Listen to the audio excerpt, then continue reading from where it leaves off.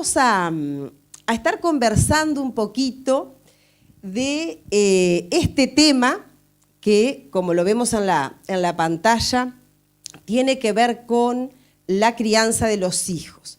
Recuerdo que hace unos años estuve también aquí en esta serie de charlas en una oportunidad antes de la pandemia, fue creo que en el año 2019, estuvimos tratando un tema que tenía que ver con la sociedad en la que vivimos y le habíamos puesto por título a esa charla Sociedad Resquebrajada. Y justamente hablábamos de varios aspectos que nos hacen ver que nuestra sociedad está complicada, está difícil, ¿verdad? Y en esta oportunidad yo quiero que un poquito, digo, esta charla no pretende ser una charla académica en realidad, sino que dar un pantallazo general de este tema y como decía Araceli, después ustedes tienen la oportunidad de hacer preguntas y gustosamente, cuando sea la oportunidad, las estaremos respondiendo, porque el tema es muy amplio, la casuística también es muy amplia, todos los casos son diferentes, y entonces si alguno tiene una pregunta concreta, gustosamente en su momento la podremos responder. Yo quiero que comencemos un poquito, voy pasando nomás, bueno. Repasando algunos conceptos que seguramente ustedes ya los saben, pero bueno, vamos a repasar y yo decía recién que habíamos hablado en aquella oportunidad de una sociedad resquebrajada. Vivimos en sociedad. ¿Y qué es la sociedad? La sociedad es un conjunto de personas que se relacionan entre sí de acuerdo a unas determinadas reglas de organización jurídicas y consuetudinarias, y que comparten una misma cultura o civilización en un espacio o un tiempo determinados. Conjunto de personas que se relacionan entre sí. Podemos encontrar sociedades pequeñas y sociedades más grandes, ¿verdad? Sociedad organizada de acuerdo a reglas jurídicas, que son las que vamos a ver ahora después, y consuetudinarias nos hablan de aquellas reglas que tienen que ver, que no están escritas, que tienen que ver con la costumbre, con los usos sociales, costumbres, cosas que se van transmitiendo de generación en generación. Somos seres sociales, nacimos para vivir en sociedad. Ya el filósofo griego Aristóteles hablaba de esto y él decía, el hombre, el ser humano, es un ser social por naturaleza y aislado el ser humano no puede vivir salvo que sea una bestia, decía Aristóteles, o que sea un dios, o sea, alguien superior, ¿verdad? Pero el ser humano común y corriente, nosotros no podemos vivir en forma aislada, necesitamos vivir en sociedad, hemos nacido para vivir en sociedad. Y en ese sentido Aristóteles hablaba de aquella polis griega, que era aquella organización, aquella ciudad y sus entornos que se autogestionaban, que tenía la capacidad de autogestionarse. Y entonces en ese sentido Aristóteles dice el ser humano es un ser político o un ser cívico en el sentido de que tiene la capacidad de organizarse para vivir en sociedad y de poder tener cierta organización superior a la que podrían tener los animales, por ejemplo, porque sabemos que hay algunas especies, por ejemplo las abejas, que se organizan también, que viven en una especie de sociedad, pero el ser humano tiene la posibilidad de crear una organización e instituciones, por lo tanto, el ser humano es lo que es, ¿verdad? Tiene su calidad de humano. ¿Qué es el derecho? El derecho, que viene del latín directus, que significa lo recto, lo rígido, es un sistema u orden normativo e institucional que regula la conducta externa de las personas, inspirado en los postulados de justicia y certeza jurídica, que regula la convivencia social y permite resolver los conflictos de relevancia jurídica, pudiendo imponerse coactivamente. Así que entonces, ¿qué es el derecho? Es un conjunto, un sistema, un orden, un conjunto de reglas, de normas que regulan, podríamos, como dice aquí, la conducta externa de las personas. El derecho no regula lo interno, el derecho regula lo externo. Lo interno, para lo interno existen otras cosas como podríamos decir la moral, la ética. Por eso es que, como yo le digo a las personas muchas veces que van a mi escritorio planteando ciertos problemas, un juez, un abogado u otros profesionales como puede ser, por ejemplo, un asistente social u otras autoridades como pueden ser las policiales, no pueden resolver los problemas internos de las personas. Van a resolver lo que tiene que ver con las relaciones externas, no lo interno. Para lo interno hay otros profesionales y es otra la solución para lo interno. El derecho regula lo externo. Es por eso que la justicia, los jueces, el sistema, hablando de nuestro país, del Poder Judicial, puede hacer muchas cosas, pero no puede solucionar los problemas de adentro del ser humano, ¿verdad? Y bueno, y tiene la característica, el derecho, de que puede imponerse coactivamente. ¿Qué significa esto? Que se puede imponer por la fuerza. Cuando no es aceptado o no es acatado, existen maneras, mecanismos, sanciones para imponer esas normas de esa manera, por la fuerza, en forma coactiva.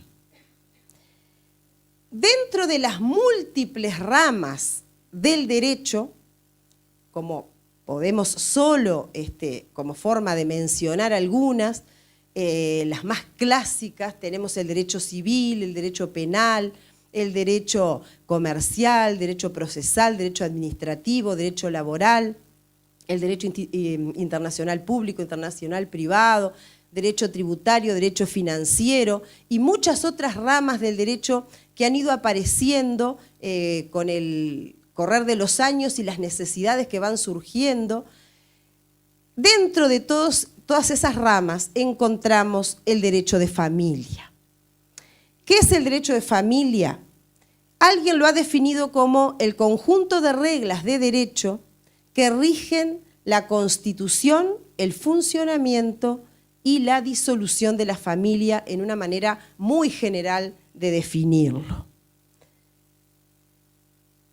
¿Y qué es el derecho positivo? Bien, cuando el derecho se traduce en un conjunto de normas obligatorias que regulan la vida en una sociedad determinada, estamos hablando de derecho positivo. O sea, cuando eso se concreta en las normas que rigen en Uruguay, por ejemplo, en determinado lugar y que están vigentes, hablamos de derecho positivo.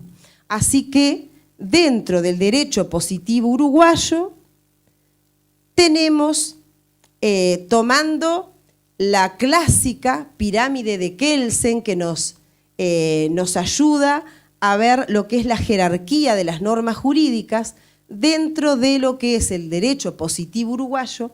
Entonces, como decía, lo concreto, las normas que rigen a nuestro país, tenemos en la cúspide, en la punta de la pirámide, la Constitución de la República, que es la Carta Magna, es la norma máxima en nuestro país, en nuestro derecho positivo uruguayo. Luego tenemos las leyes, los códigos, que en realidad son leyes también, pero hablamos de tal vez leyes más extensas, son compendios que tratan de determinados temas con más amplitud. Las leyes, los códigos los decretos de los gobiernos departamentales. En ese orden de jerarquía tenemos lo que son actos legislativos, que emanan del órgano legislativo nacional, como lo es el Poder Legislativo, la Cámara de Diputados, Cámara de Senadores, la Asamblea General, o de los gobiernos departamentales, el Legislativo Departamental, que son las juntas departamentales en los distintos departamentos. Luego tenemos, en menor jerarquía, los actos administrativos generales, como son los reglamentos, los decretos del Poder Ejecutivo, las acordadas, que emanan de órganos ejecutivos.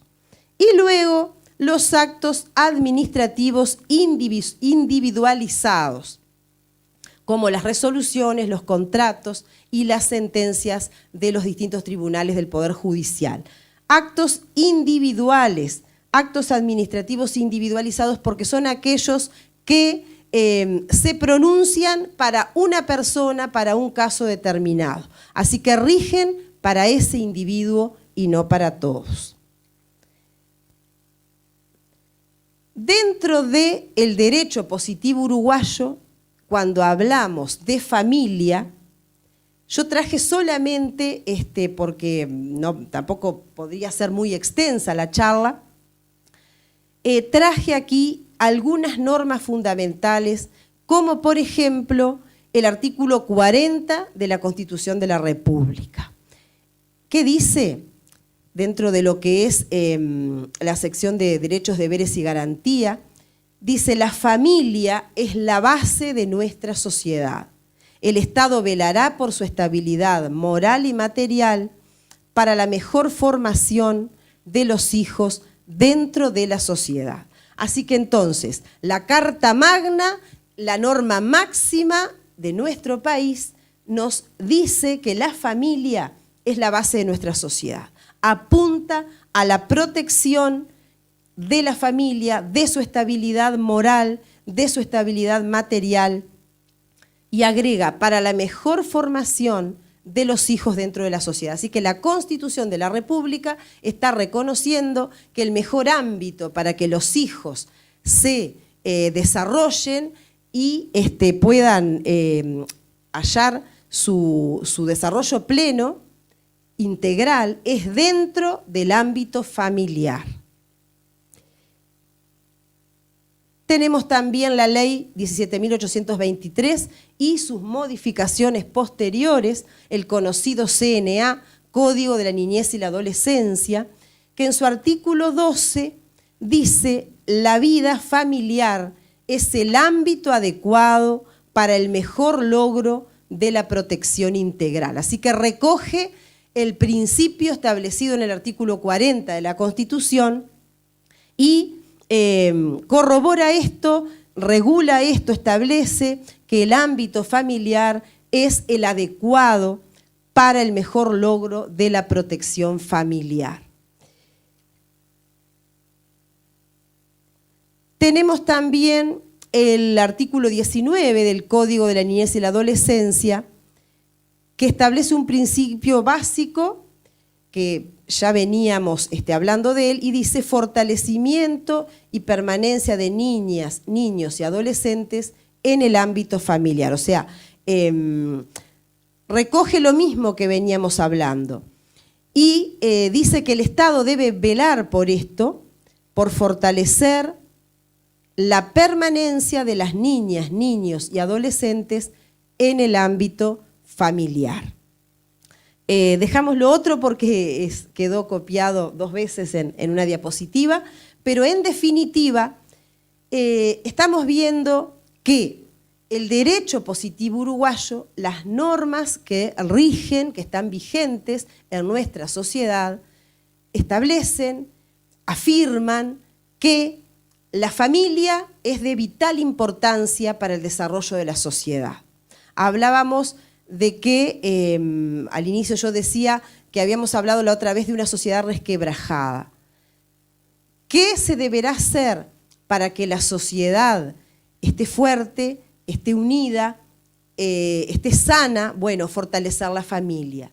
Tenemos normas que apoyan esto, tenemos normas que establecen esto como un principio básico. Creo que llegamos a la 10, sí, bien. Esto es lo que dicen las normas. Esto es lo que dice el derecho positivo uruguayo. ¿Qué pasa con la realidad que muchas veces se vive? Esto es algo que yo podría decir lo vemos todos los días. Estas situaciones se dan, estas situaciones existen, estas situaciones parecería que aumenta la cantidad. Como se presentaba ahí en el cuento, al principio trae una crisis, pero luego hay que entrar a buscar soluciones. Los ositos llegaron a una solución, ¿verdad? Y encontraron esa tranquilidad, esos pequeños ositos, ositas, encontraron esa tranquilidad de que el papá seguiría siendo el papá, la mamá seguiría siendo la mamá, los objetos preferidos seguirían siendo sus objetos preferidos, la hermanita seguiría siendo su hermanita. ¿Qué hacer cuando entonces, cuando ocurre una separación y habiendo hijos menores? En principio, contamos con el Código de la Niñez y la Adolescencia, que, como yo les decía, establece que el mejor ámbito para el desarrollo de los hijos es el ámbito familiar. Entonces, cuando viene una persona a consultar por una situación así, se le plantean dos posibilidades. Una, que siempre es la mejor, es la posibilidad de poder llegar a un acuerdo entre ambos progenitores con respecto a todo lo que tiene que ver con la situación de ese o esos menores, lo que tiene que ver con lo que llamamos la guarda, la tenencia, las visitas y la pensión alimenticia. Siempre que se puede llegar a un acuerdo es mucho mejor. Cuando no hay posibilidades de acuerdo, entonces ahí hay que recurrir a la vía judicial. En realidad, cuando se hace un acuerdo, también ese acuerdo, luego que se plasma en un documento, ese convenio tiene que ser homologado judicialmente, tiene que tener la aprobación de un juez letrado para que tenga validez jurídica. Pero en el caso de que no hay posibilidades de poder llegar a un acuerdo, entonces hay que recurrir a la vía judicial, a los mecanismos judiciales para que sea el juez competente quien determine la situación de esos menores, quien determine la tenencia, el régimen de visitas, de acuerdo al caso, y la pensión alimenticia.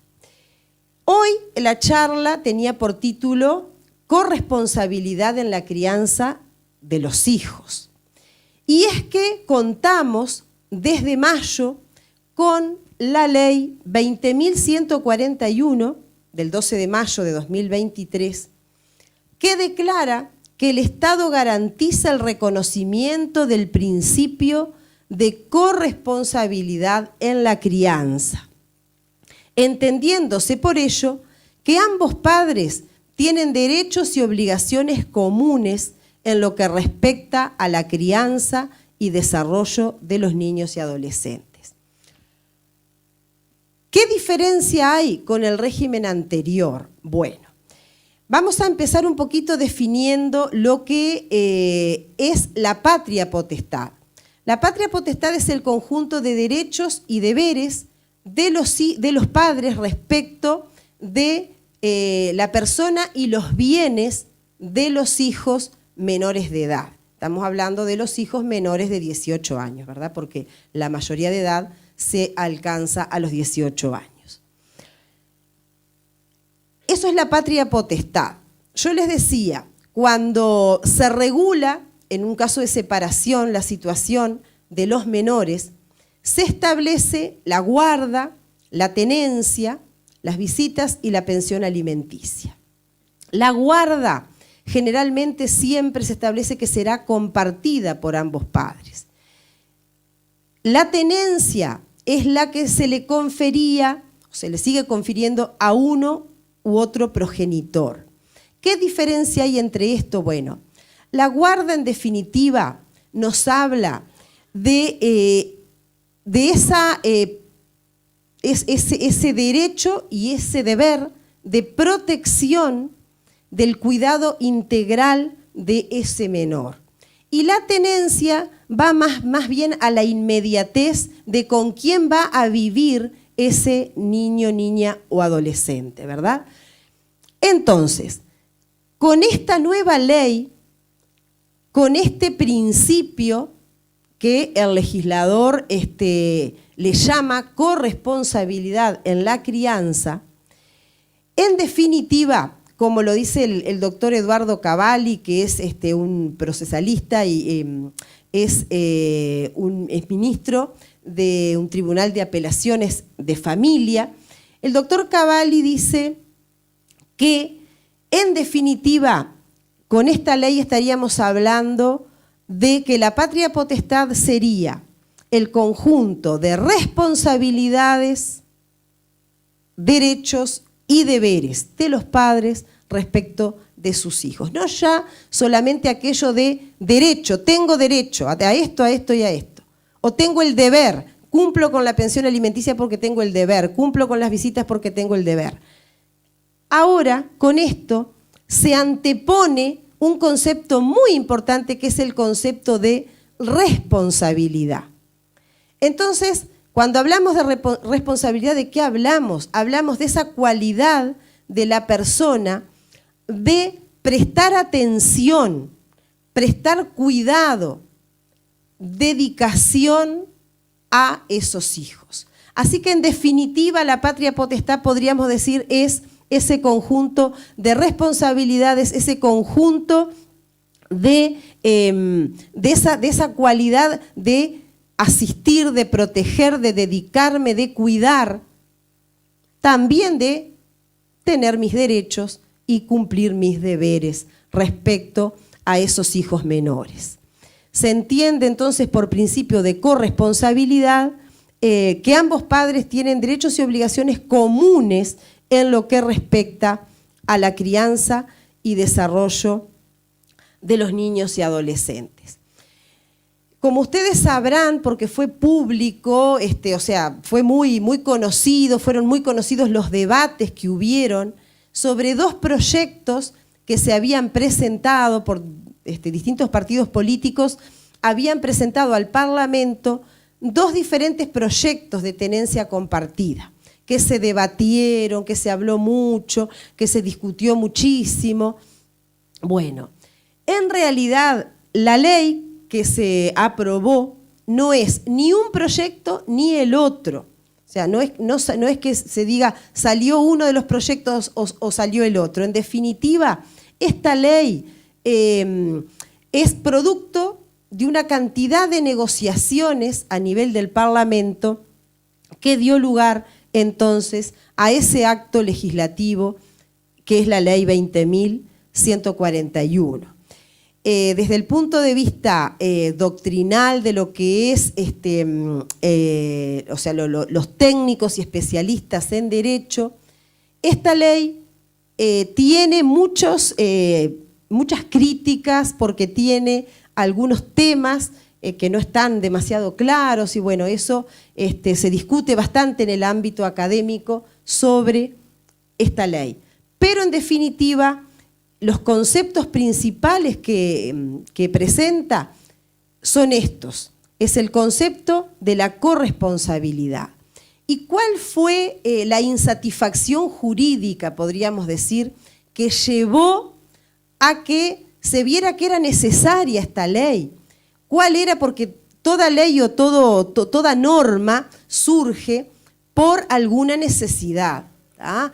Entonces, ¿cuál era esa insatisfacción jurídica que había en nuestra sociedad que hizo necesario que se planteara esto? Bueno, por un lado, el tema de que muchas veces, y eso lo veíamos y lo vemos, lo seguimos viendo ahora, tenemos que empezar a trabajar con esto, ¿no? de este recurso que tenemos jurídico, pero vemos cómo a veces uno de los progenitores, ya sea el padre, ya sea la madre, el que tenía la tenencia de sus hijos, entre comillas, puedo decir, como que se adueñaba de esos hijos. Se adueñaba de esos hijos, los hijos eran como una especie de rehenes, y en definitiva, ese progenitor o progenitora, en la práctica, si bien la guarda generalmente siempre se establece que es compartida en los acuerdos, en los convenios o también en las sentencias, perdón, ese progenitor, por tener la tenencia, le parecía que podía hacer y deshacer, que podía decidir todo y no dar participación al otro progenitor. Entonces esto era un gran problema y es un gran problema que se vive en la práctica. Entonces ese progenitor tiene a sus hijos y bueno, y muchas veces en cuanto a lo que tiene que ver con la parte educativa, la parte de salud, las distintas actividades que realizan los niños o cuando son adolescentes, ese progenitor tenedor, que es una expresión que también se entiende que está que es muy vetusta, pero se usa en lo que es el lenguaje procesal, jurídico procesal, ese tenedor, o sea, ese que tiene la tenencia, se tomaba atribuciones más allá de lo que realmente correspondía, y el otro quedaba en esa situación de sufrir el hecho de querer participar muchas veces, de querer estar presente y no poder hacerlo porque la otra parte muchas veces le ponía una barrera y le ponía un freno. Eso por un lado. Por otro lado también, hace un tiempo atrás, se aprobó y promulgó la ley de violencia basada en género. Entonces, de acuerdo a esta ley, al juez se le dieron potestades inquisitivas muy fuertes. Cuando hablamos de potestades inquisitivas quiere decir posibilidad de tomar decisiones inmediatas sin a veces tener en cuenta toda la situación.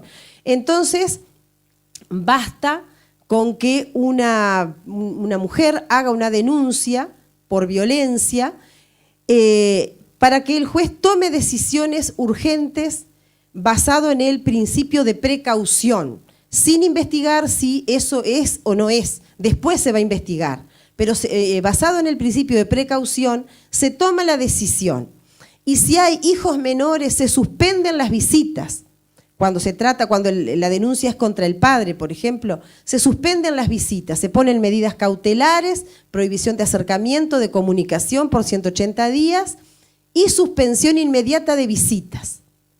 Quiere decir que esos hijos van a quedarse 180 días, después se puede pedir, se puede presentar un escrito, pedir que se baje ese plazo, se puede lograr que las medidas sean por 90 días la suspensión de visitas, pero igual, 180 o 90 días, esos hijos sin ver a ese progenitor, y en definitiva todavía ahí no se ha estudiado si en realidad la agresión por la cual denunció esa persona era solo contra ella o afectaba a los hijos, porque muchas veces son temas de pareja que en realidad a los hijos no los afectan en el sentido de que no es bueno tal vez que haya comunicación entre esa expareja, pero sí es necesario que los hijos sigan teniendo contacto con ese padre o con esa madre, porque puede ser, también a veces se han dado a la inversa, pero cuando hablamos de la ley basada en género,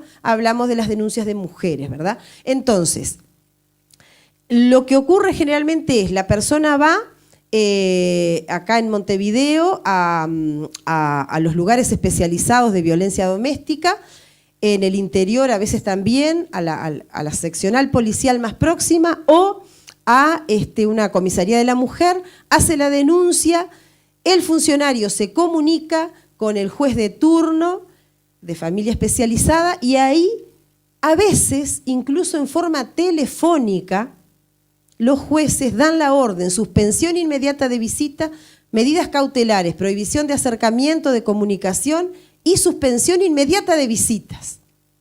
Entonces, esos niños o esos adolescentes, de un momento para el otro, quedan sin la posibilidad de tener más contacto con su padre por 180 días o en el mejor de los casos por 90. Después se va a citar audiencias, primero se van a pedir pericias, luego a veces las pericias demoran, después que estén los resultados de esas pericias se va a citar audiencia y ahí se verá si se retoman o no las visitas. Entonces, eso suele ser muy perjudicial, salvo casos graves que realmente era necesario que esos niños no tuvieran más contacto con ese progenitor, casos excepcionales, pero generalmente no es así.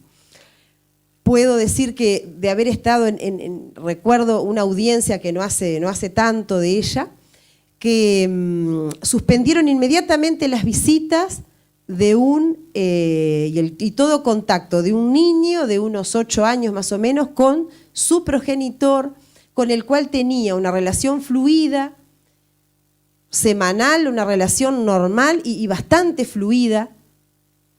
Y ese niño estuvo, creería yo, que como 2 o 3 meses sin verlo al padre.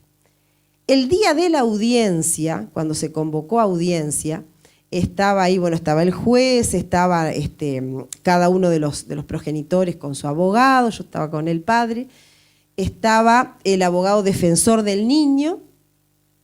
Ese niño, cuando llega el padre, cuando se ingresa a la audiencia, corre y se abraza del padre y le dice, papá, papá, qué lindo, y le empieza a contar que hice esto, que sabes que fui a tal lugar, que fui a pasear a tal lado, que me fue bien en la escuela, que esto, que lo otro. Allí no fue necesario mucha investigación más, porque allí se vio claramente que era necesario que ese niño tuviera contacto con su padre, que era muy negativo que ese niño hubiera estado tanto tiempo sin tener ese contacto fluido, ¿verdad? Y bueno, y como tantos y tantos y tantos casos. Entonces, ese tema que se fue dando y bueno, que es un tema reiterativo, también llevó a la necesidad de establecer esto que es la corresponsabilidad en la crianza. Es decir que el padre y la madre tienen no solamente el derecho, sino que esa responsabilidad de participar, de tener esa atención y ese cuidado respecto de sus hijos. Entonces, con esta ley, vamos a pasar un poquitito, a ver. Con esta ley, la ley en realidad, como lo dice el mismo texto, tiene como finalidad la participación equitativa de ambos progenitores en el ejercicio de los derechos y deberes inherentes a la patria potestad, en todo caso de la manera que más convenga al interés superior del niño o adolescente. En definitiva, yo les decía hoy, les hablaba de la guarda jurídica y la guarda material. La guarda material podríamos decir que es lo mismo que la tenencia porque es esa inmediatez, con quién va a vivir ese niño. La guarda jurídica es justamente esa potestad y esa posibilidad y también como esa obligación de ejercer ese cuidado integral, esa dedicación a lo que son los hijos, ¿verdad? Que es esa dedicación inherente a la paternidad y a la maternidad. Entonces, con esta ley tenemos una herramienta para que ese progenitor que de alguna manera ya sea por una decisión judicial en un proceso de violencia, por ejemplo, como el que yo decía, o ya sea por la actitud del otro progenitor que se empoderó de alguna forma de esa tenencia que un día se le confirió y como que empoderado con eso no quiere dejar que el otro participe, entonces el que se ve agraviado, el que se ve perjudicado por esta situación, se presente y solicite una tenencia compartida. Solicite lo que la ley llama tenencia compartida o alternada. ¿Qué sería la tenencia compartida o alternada también en definitiva? Estos conceptos, la ley establece estos dos conceptos, pero en definitiva no hace una diferenciación de uno y del otro. Por lo tanto, esto queda a la interpretación doctrinaria y jurisprudencial.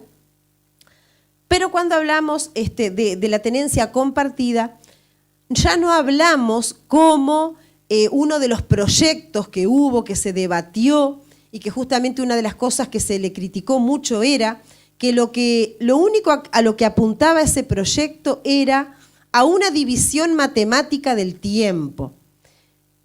La semana tiene 7 días, bueno, 3 días y medio con uno, 3 días y medio con el otro, algo matemático, o una semana con uno, una semana con el otro.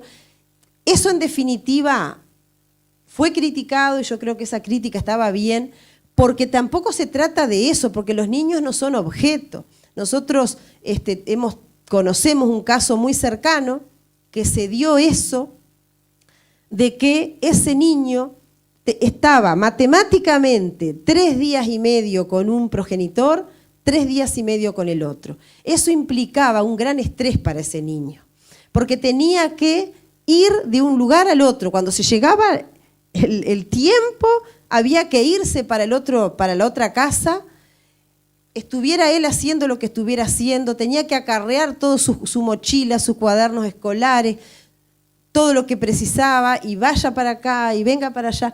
Entonces tampoco se trata de eso, no es eso lo que busca la ley.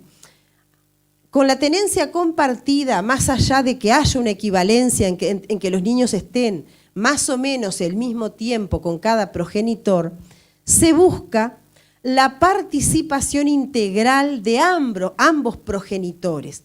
Es aquello de la guarda jurídica, de ese cuidado, esa participación, esa dedicación.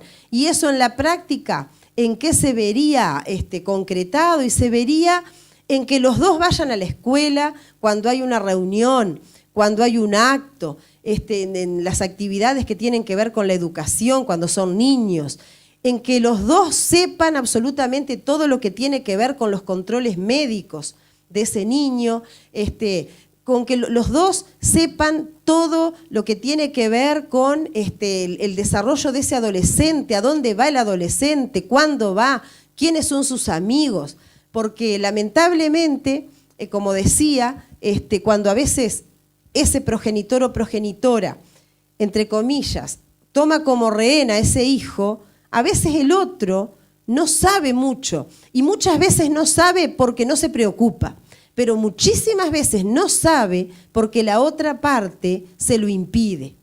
Se lo impide una vez tras otra, y a veces eso llega a desgastar a la persona. Y a menos que la persona tenga también una ayuda tal vez psicológica, una contención para permanecer firme, insistiendo, a veces la persona termina dándose por vencida. ¿Tá? Se da por vencida, se queda como un poco al margen y dice, bueno, que haga. Cuando es la madre, por ejemplo, que la madre haga lo que quiera y yo, cuando sean más grandes mis hijos se van a dar cuenta. Y a veces hay conozco casos de madres también. Una madre hace un tiempo fue al escritorio porque quien tenía la tenencia de su hija adolescente era el padre, por una situación de enfermedad de la madre. En realidad se entendió en su momento que el padre era quien convenía que tuviera la tenencia, Pero la mamá estaba bien, ya estaba recuperada, ya tenía un trabajo estable y bueno, su situación ameritaba que ella pudiera tener, no sé si quizá la tenencia de la hija, pero por lo menos ella quería tener más fluidez de contacto con la hija. Quería saber cómo le iba en el liceo, quería saber cuándo le daban el carné, quería saber a dónde, quiénes eran sus amigos, quería saber mucho más de lo que sabía y apenas sabía lo poco que lograba sacarle a la hija en los pocos ratos que a veces podía verla. Entonces, tampoco, o sea, eso de ninguna manera corresponde, de ninguna manera. Entonces, con esta ley, como decía, tenemos esa herramienta para que ese padre o esa madre, ese progenitor, pueda presentarse a través de los mecanismos legales, a través de la vía judicial y pueda decir, yo quiero tener la tenencia compartida de mi hijo, de mi hija.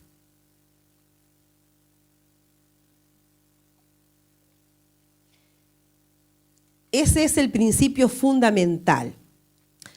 La ley también introduce con respecto a las visitas, porque si se establece una guarda compartida, estamos hablando de que ese hijo va a estar más o menos el mismo tiempo con ambos.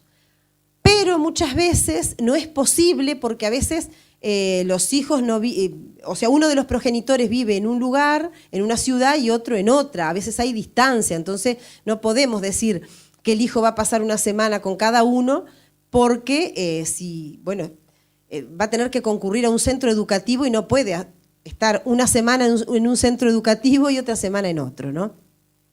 Entonces, en ese caso, la tenencia compartida se podría establecer siempre que haya posibilidades de traslado, los fines de semana, la época de vacaciones, que esté más con el otro progenitor. Eso es un tema que hay que verlo en el caso a caso, en la casuística de cada uno, ¿verdad? Pero si se establece que la tenencia igualmente la tenga uno de los progenitores, el principio de corresponsabilidad nos dice o ayuda, podríamos decir, a que el otro también participe, tenga en ese caso un régimen de visitas, pero con esa participación activa en la crianza, en la educación y en todo lo que tiene que ver con los aspectos de la vida integral de sus hijos, ¿verdad? Entonces, en ese caso de que haya que establecer un régimen de visitas para el otro progenitor, algo importantísimo que la ley introduce es que se considera incumplimiento reiterado del régimen fijado su entorpecimiento o impedimento en 2 oportunidades sucesivas o en 4 oportunidades en un lapso de 2 meses. Esto es importante para los que ya tienen convenios, para los miles de convenios que hay sobre la situación de menores, convenios o regímenes establecidos por sentencia, lo que ya lo que ya se viene cumpliendo, ¿verdad?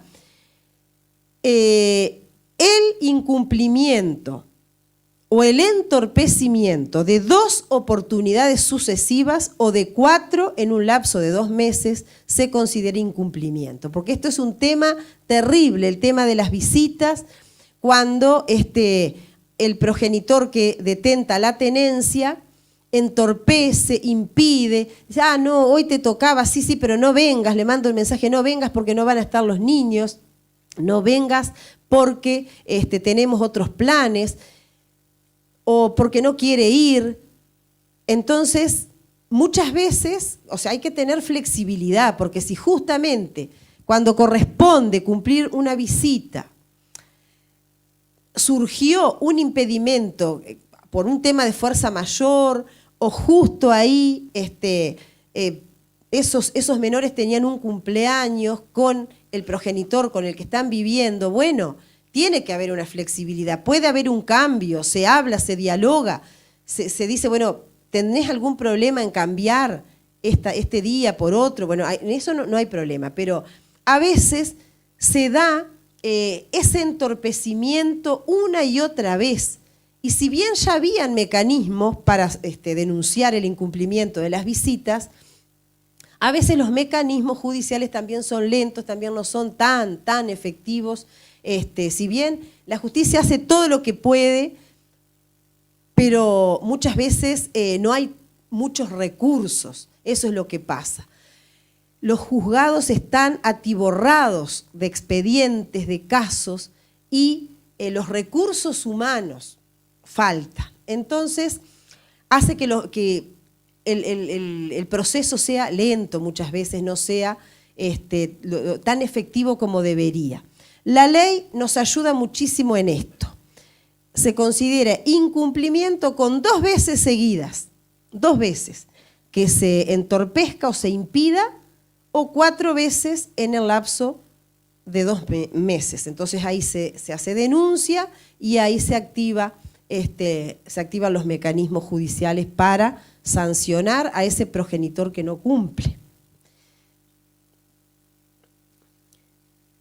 Bueno, como corolario de esta ley se establece lo que, como la ley misma lo dice, la incolumidad de la pensión alimenticia. ¿Qué quiere decir esto? Que la pensión alimenticia permanece incólume. ¿Qué quiere decir? Que permanece intocable. La pensión alimenticia no se toca, ¿tá? La pensión alimenticia es algo que se debe cumplir, porque los niños y los adolescentes de algo tienen que vivir, tienen que comer todos los días, tienen que tener su vestimenta, tienen que tener sus útiles escolares, y como es importante tener presente que la pensión alimenticia no es solamente para cubrir necesidades básicas, porque lo que se busca cuando hay una separación es lo que veíamos en el cuentito.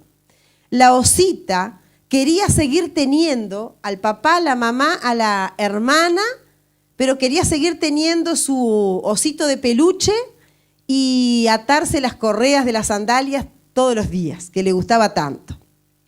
Entonces, lo que se trata es, y es el principio básico en la legislación y en lo que es la actividad jurisdiccional, o sea, la actividad de los jueces, es que los niños, niñas o adolescentes que tienen que pasar por esa separación de sus padres puedan seguir teniendo el mismo nivel de vida que tenían cuando los padres estaban juntos, ¿tá? Que el hecho de la separación no haga que esos niños ahora tengan que padecer necesidades que antes no padecían, ¿tá? Porque si antes pasaban necesidades, bueno, seguirán pasando tal vez, pero si antes no pasaban necesidades, la separación no puede hacer que ellos empiecen a pasar necesidades. Si antes tenían ciertas cosas y disfrutaban de determinadas cosas, bueno, por la separación no se puede dejar de que esos menores sigan disfrutando de eso que antes disfrutaban. Entonces, la pensión alimenticia no es solo para comer y para vestirse. Hay que tener presente, bueno, todo lo que tiene que ver con la vivienda, ver si es el lugar donde los niños van a estar viviendo más permanentemente, o en caso de que vivan más o menos lo mismo en un lugar y en otro. Bueno, si precisa un mantenimiento esa vivienda, si hay que pagar un alquiler, se tiene en cuenta todo lo que tiene que ver con la salud, si esos niños o adolescentes tienen un problema de salud que necesiten pagar órdenes médicas, medicamentos, si tienen tratamientos a veces de ortodoncia, de odontología, ¿verdad? De tratamientos o usan lentes, por ejemplo. Entonces, todas esas cosas hay que tenerlas presentes. Todo lo que tiene que ver con la educación. La educación es un derecho consagrado a los niños y a los adolescentes. Entonces, bueno, todo lo que tiene que ver con la educación, no solamente con concurrir a un centro educativo, sino con la posibilidad de también tener otras, ampliar lo que es su educación en cuanto a poder, por ejemplo, ¿no? Estudiar inglés, estudiar otras cosas, música, yo qué sé, lo que ellos tengan interés que no porque los padres se separaron, entonces antes sí había dinero para que ellos fueran a hacer otros cursos y ahora no se puede porque hubo una separación. Eso es lo que no puede ocurrir. También se tiene en cuenta dentro de la pensión alimenticia lo que puede ser la importancia de la recreación. Si antes podían ir a tomar un helado, ahora también tienen que poder ir a tomar un helado. Si antes podían ir, no sé, a ver una película en vacaciones al cine, ahora también tienen que poder hacerlo. Entonces, todo eso está dentro de lo que es la pensión alimenticia, así que la pensión alimenticia permanece incólume, sea cual sea el régimen de tenencia que se establezca. Tomando en cuenta qué cosa para la pensión alimenticia, las necesidades de los beneficiarios, que son esos niños adolescentes, y las posibilidades de los padres, de los progenitores. Se tiene en cuenta eso, ¿tá?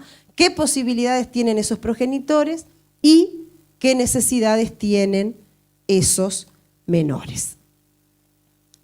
Y acá ustedes pueden llegar a tener un montón de preguntas porque pueden conocer, alguno tal vez es su propio caso, otro capaz que tiene el caso de la hija, del hijo, del hermano, del tío, del primo, del vecino.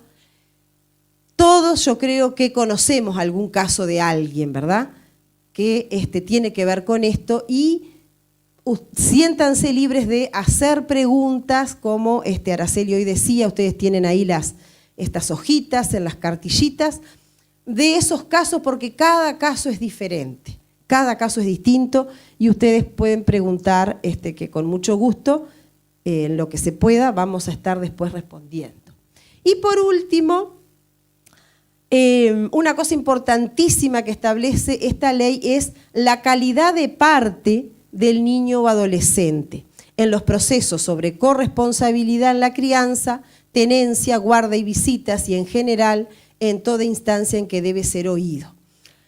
Hasta ahora los niños y los adolescentes eran oídos, se los interrogaba, pero no tenían calidad de parte. Las partes eran el padre y la madre, cada uno asistido con su abogado. Ahora, con esta ley, también son parte los menores. El niño o el adolescente, asistido por su abogado, es parte, tiene derecho a ser oído y puede pedir cosas, porque antes se les tomaba una opinión. Es diferente, desde el punto de vista procesal, jurídico-procesal es diferente. Antes se lo consultaba, se lo interrogaba, se le pedía una opinión y esa opinión el juez después al dictar sentencia la tenía en cuenta. Pero la parte es la que hace la petición al juez, lo que dice cuál es la pretensión, es la parte, el actor o el demandado en un proceso.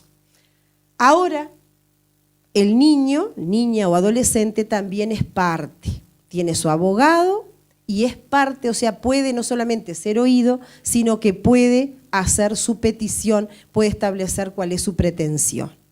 Y después el juez decidirá.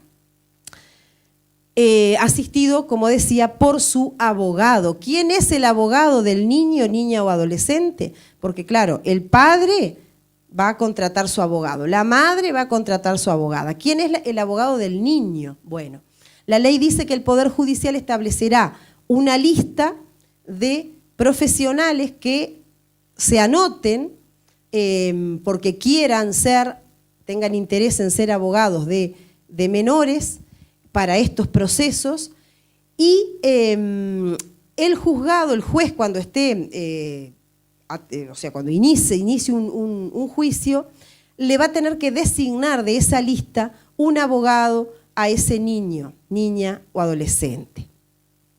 ¿Quién va a pagar ese abogado? Bueno, ahí les voy a contar un poquito cómo funciona tanto acá en Montevideo como en el interior. Ustedes saben que el patrocinio letrado, o sea, la asistencia de abogado, puede ser particular o de oficio. Cuando es particular, bueno, es el abogado que se contrata y que hay que pagarle sus honorarios. El patrocinio por defensoría de oficio son abogados pagos por el Estado, pero para acceder a ser atendidos por Defensoría de Oficio, es necesario hacer una declaración de ingresos y si se supera un determinado tope, Defensoría no asiste a esa persona. Si la persona, aunque tenga bajos ingresos, si es propietaria, porque también tiene que declarar si tiene alguna propiedad, si es propietaria, Defensoría tampoco lo asiste. Acá también en Montevideo está la posibilidad del consultorio jurídico de la Facultad de Derecho, y hay algunas otras posibilidades de, también a través del MIDES, que eso también está en el interior. En el interior a veces es más complejo, tenemos Defensoría de Oficio, solo donde hay juzgados letrados. En ciudades donde no hay juzgado letrado, no hay Defensoría de Oficio. Para acceder a la Defensoría de Oficio hay que viajar, esa persona va a tener que viajar a la ciudad donde hay un juzgado letrado, el juzgado correspondiente. Entonces a veces se hace compleja un poco el acceso a la justicia, ¿no? Entonces, cuando ambos padres están asistidos por Defensoría de Oficio, el juez va a asignarle a ese menor un abogado también de defensor de oficio. Así que ahí los tres van a estar asistidos por Defensoría. Pero cuando uno de los padres tiene abogado particular, si los dos tienen abogado particular o basta con que uno tenga abogado particular, el juez le va a designar a ese menor un abogado particular. Si los dos están asistidos por abogados particulares, ese abogado del niño, niña o adolescente lo van a pagar por mitades ambos padres, ¿tá? O sea que además de pagar su abogado van a tener que pagar la mitad de los honorarios del abogado del niño o del menor. Y si uno de ellos está asistido por abogado particular y el otro por Defensoría de Oficio, el abogado del niño, niña o adolescente lo va a pagar el padre que tiene el abogado particular. O sea que ahí va a tener que pagar el honorario de su abogado más toda la totalidad del abogado de su hijo o sus hijos. ¿Ah? Ese es el sistema.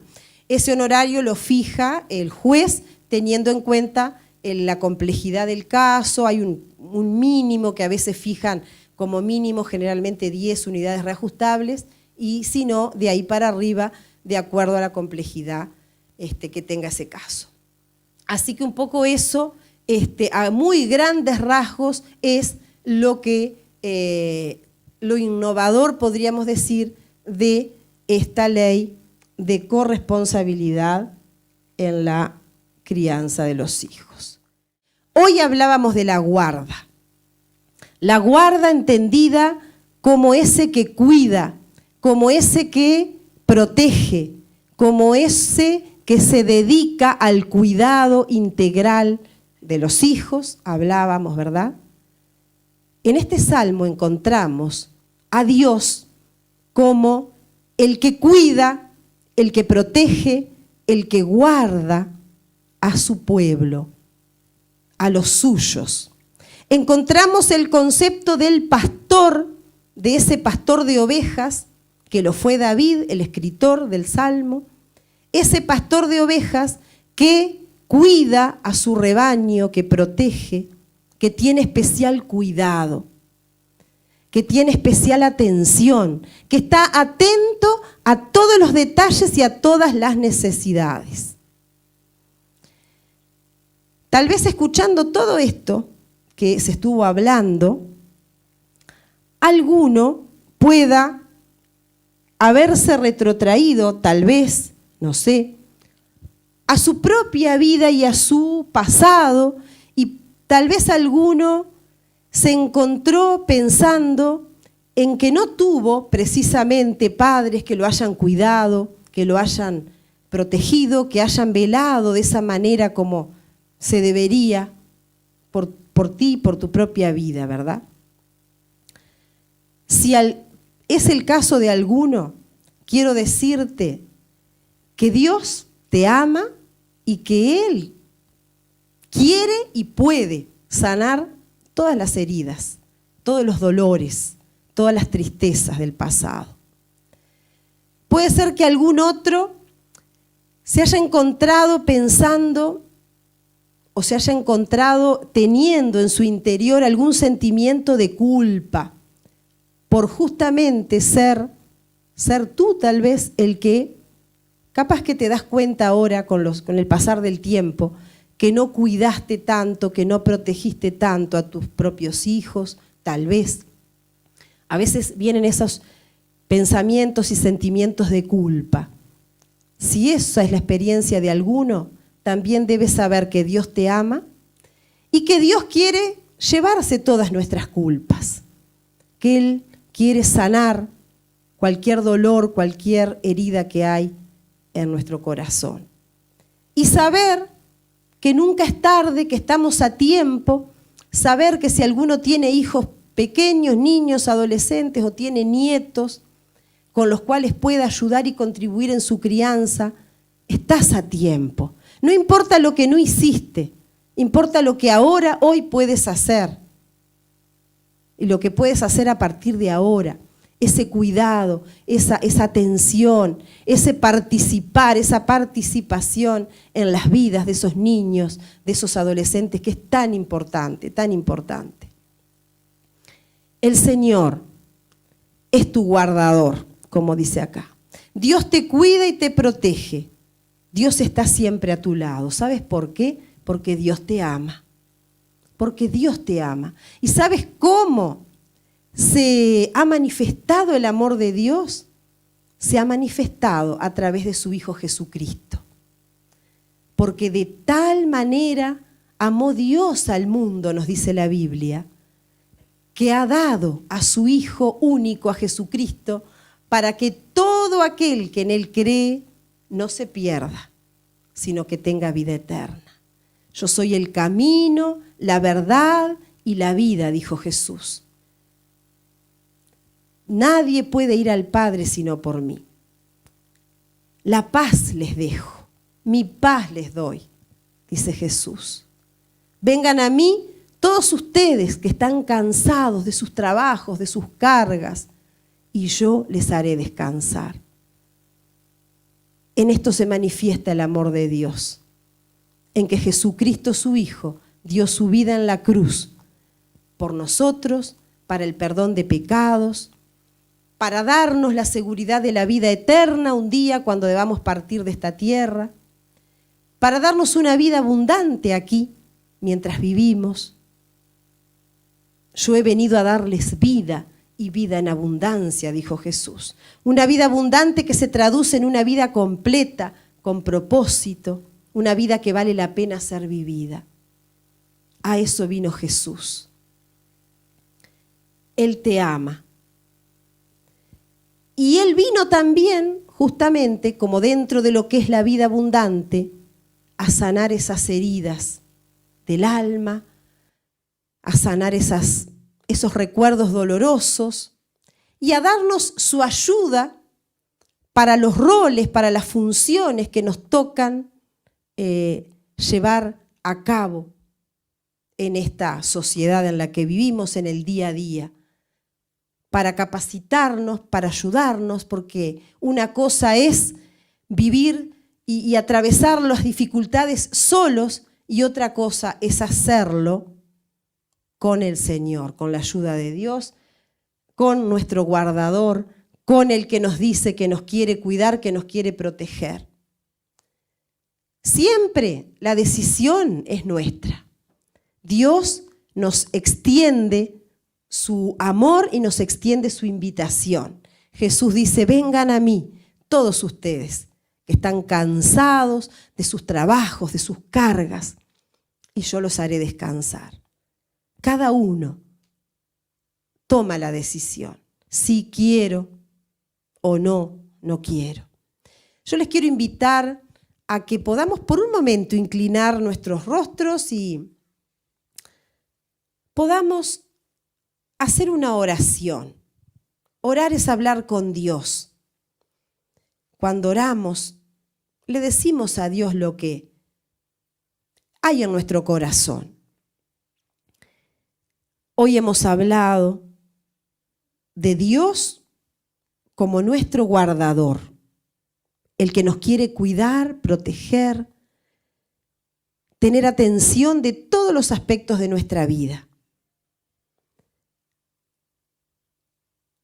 Yo te invito a que si tú quieres decirle un sí a Dios, al Señor, si tú quieres decirle un sí a Jesucristo, su Hijo, puedas entonces repetir conmigo esta oración. Tú puedes repetir si esto expresa el deseo de tu corazón. Señor Jesús, te doy muchas gracias por estar aquí en este momento. Gracias por haber escuchado que tú me amas. Gracias porque he escuchado que tú quieres ser mi cuidador, mi guardador, que quieres atender todos los asuntos que tienen que ver conmigo. Te digo sí, te necesito, quiero todo esto. Por eso recibo a Jesucristo como mi Señor, como mi Salvador. Abro mi corazón a Jesús. Pido que todos mis pecados sean perdonados. Y te pido, Señor, que tú te hagas cargo de todos los asuntos de mi vida. Muchas gracias. Amén. El Señor es tu guardador. Dios te cuida y te protege. Dios está siempre a tu lado. Muchas gracias.